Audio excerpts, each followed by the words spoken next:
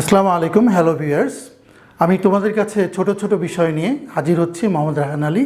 এখন যে বিষয়টি আলোচনা করব সেটি হচ্ছে, আমরা অনেক সময় লিখতে গিয়ে কিছু কিছু শব্দ, বিশেষ করে সামটাইম, অ্যান্ড সামটাইমস, এই তিনটি শব্দের ব্যবহার লিখতে ভুল করি।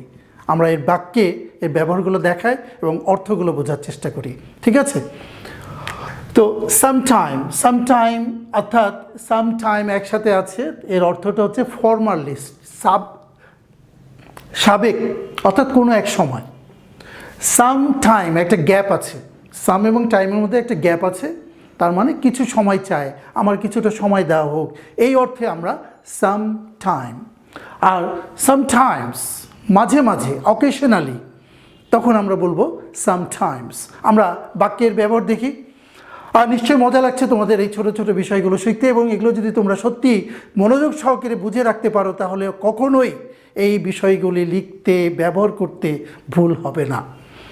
তো I was sometime principal of Dhaka mega city college, তার মানে কি, আমি কোনো এক সময়, অর্থাৎ আমি একটি সময়, আমার কি হয়ে গেছে, এটি পুরনো হয়ে গেছে, আগেকার কথা বলা হচ্ছে, কোনো একটি সময়, এই জন্য বলা হচ্ছে sometime, I was sometime principal of Dhaka mega city college, অর্থাৎ আমি কোনো এক সময় ঢাকা মেগা সিটি কলেজের প্রিন্সিপাল ছিলাম, অধ্যক্ষ ছিলাম। We need some time, that means টাইমসের এস হয় না, তাহলে কি হচ্ছে, উই নিড সাম টাইম, মানে আমাদের কিছু সময় দরকার। We need some time to complete our exam. বুঝতে পেরেছ? তাহলে সামটাইম সময় দেওয়ার জন্য। সামটাইমস মাঝে মাঝে, occasionally, adverb. Sometimes my elder brother who lives in the USA visits Bangladesh. আমার ভাই মাঝে মাঝে, অকেশনালি, যিনি ইউএসএতে থাকেন, তিনি বাংলাদেশে আসেন। আশা করি সামটাইম অ্যান্ড সামটাইমস এর ব্যবহারটি খুব ভালোভাবে বুঝতে পেরে গেছো।